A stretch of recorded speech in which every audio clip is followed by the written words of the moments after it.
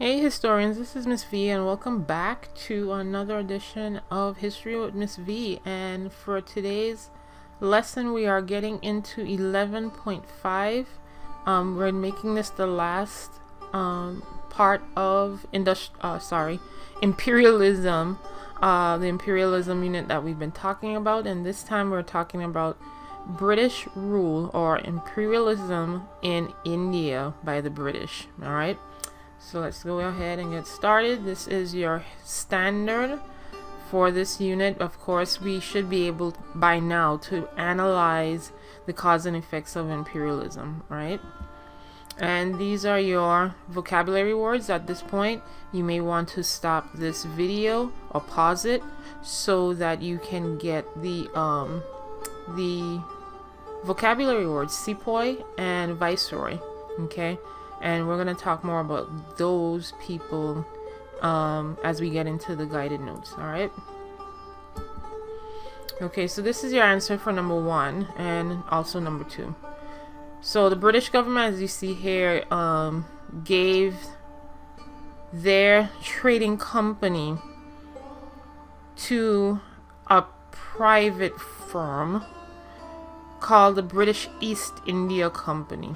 Okay, and they were directly involved, and they became actively involved in India's political and military affairs. So basically, and this is something often that governments did, you know, prior to industrialization. They would have, especially during exploration, they would have charter companies to, you know, send on expeditions to create trade agreements and stuff like that on behalf of the government, or the government would just turn it over to these charter companies, and this was one of them, right? The British East India Company. So the British East India Company, as you see here, had its own soldiers, its own forts, and it came to the point where they were actively involved in military and political affairs. So what they did was hire sepoys, and if you recall your vocabulary, I'm going to jump back here. That was an Indian soldier that was hired by the East India Company to protect the company and its assets, right? So they hired sepoys to protect the company's interest. Okay, so that's who was hired. So of course their main objective was to protect the company and their interest in India, but they hired Indian soldiers in order to do that. Okay, all right, so that's number 1 and 2. So this is 3 and 4. Okay, so now this great rebellion occurred, and this is the cause of the rebellion. Okay, Indians, they of course, like the Chinese, right, when we talked about the Boxer Rebellion, they had a distrust against the British, right? And that led to a series of revolts, or a revolt in this case. The British called it the Sepoy Mutiny. Okay, so that's your answer for 3A, as you see here. So this is 3A. The Indians, meaning the local people in India, called it the First War of Independence. Okay, and then those that were on neither side, they were neither for the British nor for the Indians, they just call it the Great Rebellion. Okay, so because of that, as you see here, the actual spark of the rebellion was caused by a rumor, and the rumor was that the troops, new rifle cartridges, and we're talking about the sepoys, right? Remember, the sepoys are Indian soldiers. So there was a rumor that went around that the British intentionally took the troops' new rifle cartridges and greased them with cow and pig fat. Okay, so because of that, and as you see here, right, that's your answer for number 4, part of it. Cows, if you remember when we talked about comparative religion, and you see how things are connecting here, when for Hinduism, cows are sacred, okay? And to Muslims, because there was a great Muslim community, a big Muslim community in India, pigs are taboo. They're considered unclean in the Muslim faith. So to have the rifle cartridges greased with that type of fat, they saw that as offensive and almost, like you cursing, almost like you're saying curse words at them, at the sepoys, right? So if you recall what the guns look like back here in this time of period, they would have to fill the rifle cartridges, and sometimes they didn't have like knives and stuff like that to open the rifle cartridges. So sometimes they would have to tear the cartridge with their lips and open it that way so that they can fill the, the gunpowder and so forth in the rifle, right? So if they touch their lips with that cow and pig fat, then that means that their lips are, they committed blasphemy because, or it's, unclean because their lips touch the pig or cow fat, right? They didn't want to, they heard this was a rumor. They heard this was the case, right? That the British did this. So the sepoys then refused to load their their rifles with the cartridges, and because they refused to fill their cartridges with gunpowder and what have you with these cartridges that they think was greased with cow and pig fat, the British charged them with mutiny and they were placed in prison. Okay. And this started this back and forth between the Indian and British forces for years. Okay. However, of course, again, just like the Chinese that we talked about with the Chinese, the British are more equipped, have better ammunition, are better trained. So the British is going to crush this rebellion. Okay. So hopefully you got the answers for 3A, B, C, and number 4 as well. Okay. And that was a lot to explain, so if you need me to go over it again, please ask me questions in class, or on the bottom, or chat or what have you, Teams, Canvas, what have you. Okay. And as you see here, this was different states within India during this rebellion, during the Great Rebellion. Okay. Some states were in rebellion, some were loyal to the British, some were aiding the British, and some were just neutral, right? Okay, so what happened after this rebellion? So because of this uprising, the British Parliament decided that, okay, well, obviously this charter company, the British East India Company, wasn't handling affairs, so they transferred their power back to the government. Okay, so the British Parliament says, okay, British, East India Company, you can no longer have all of this power. We're giving it back to the British government. So now Queen Victoria is now the Empress or the Queen of India because it went back to the British government. Okay. And even though the rebellion failed, it still sparked a notion or a feeling of Indian nationalism and the move towards Indian independence. Okay. And that's clearly what's going to happen later because of this of the Great Rebellion. Okay, so that's number 5, and this is a cartoon, as you see here, of an Indian presenting gifts to their new empress, right, quote unquote. All right, so this is number 6 and 7. There were some benefits to the British coming in and colonizing India, as you see here. They brought order and stability to the society, right?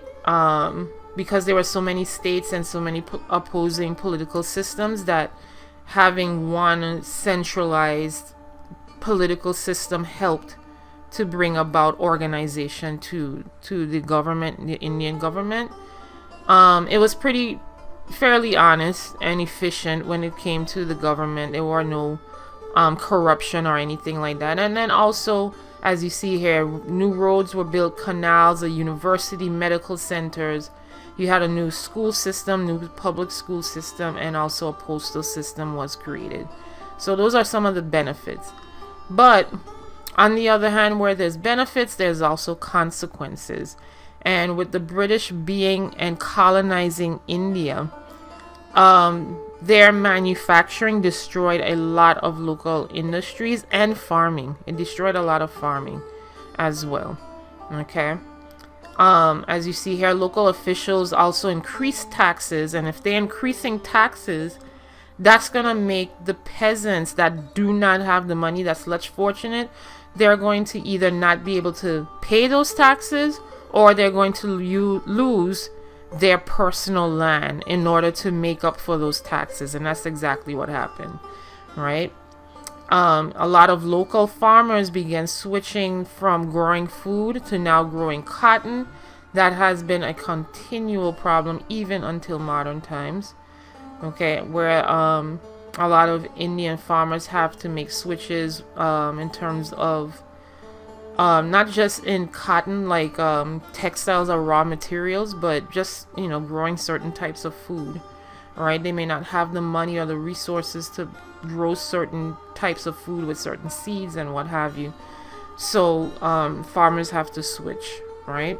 And then also the British were known to be extremely degrading towards Indians, downright racist towards Indians.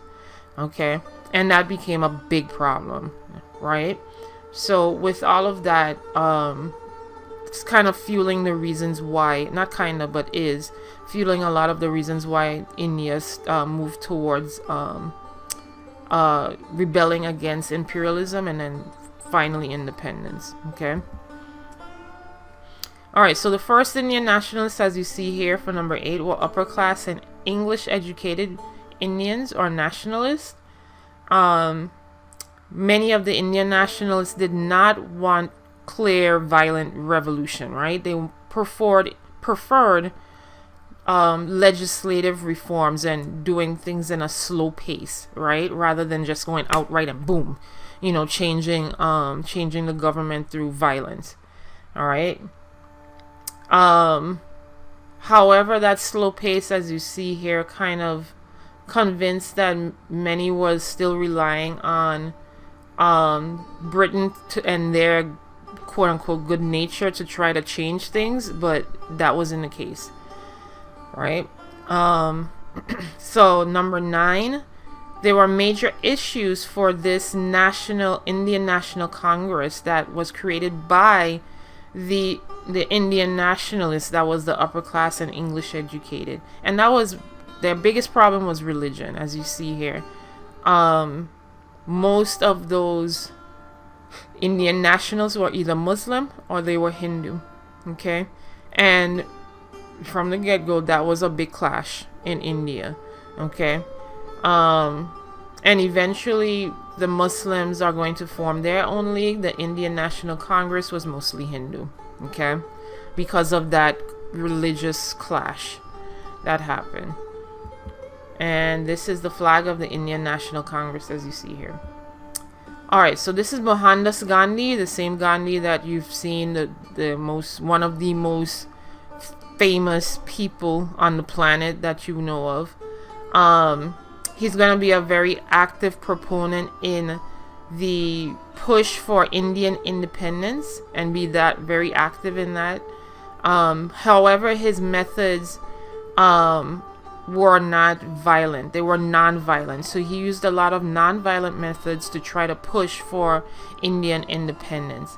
And because of Gandhi's movement, that allowed and that gave a segue or a path towards Indian independence. All right, and that's Mohandas Gandhi. And here is number 11. As I mentioned before, the British often showed a lot of disrespect towards Indians' cultural heritage, who they were and what have you. So this tension that happened between the British and their kind of despisement, it's almost like you see here, a love-hate relationship that the Indians had towards the British, because they hated how they treated them, but they also took in a lot of their Western education, right? So they also had this cultural awakening, as you see here. Textbooks being published from Western literature in Sanskrit, including the sciences, grammar, dictionaries, etc. They're all written in Indian languages. So now, because they are learning Western ways, now there's a search for a new national identity, something that unifies them together, and also a new way to express themselves or communicate in a literary format, meaning by books and literature, etc. Okay, so that's your answer for number 12. All right. Now this is Tagore. I tried saying his first name, y'all, but that ain't fitting to happen. Not at this time. It's late in the night. I know.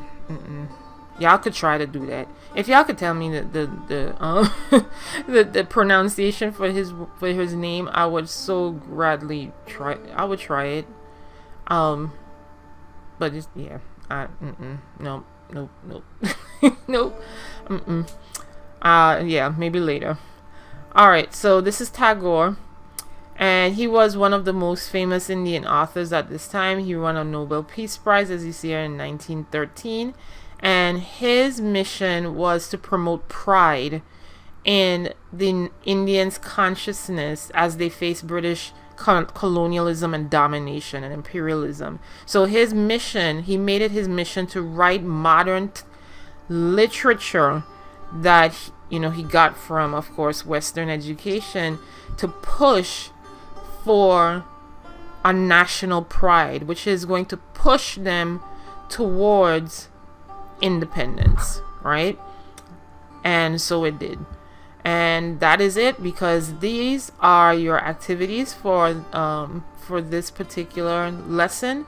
You have document 1, and we'll go over this as much as we can in class so that I can help you with it. But this is document 1. You're going to answer these questions about document 1. And this is document 2. This is from Nehru.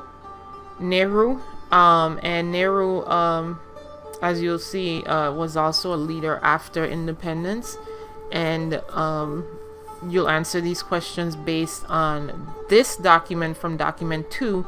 And the last question, 18, is based on what you've read from both documents, which is document 1 and 2, or A and B, whichever one you want to say. I'll probably change it to A and B so to make it easier. And you have to answer the question whether imperialism had a positive or negative impact or effect on India. And you can use either or both documents in your explanation, but please do mention at least 1 or 2. It doesn't matter. But you have to mention the documents in your explanation. All right. With that said, that is it for this particular unit. That is it for this lesson. And I will see you in the next video. Peace.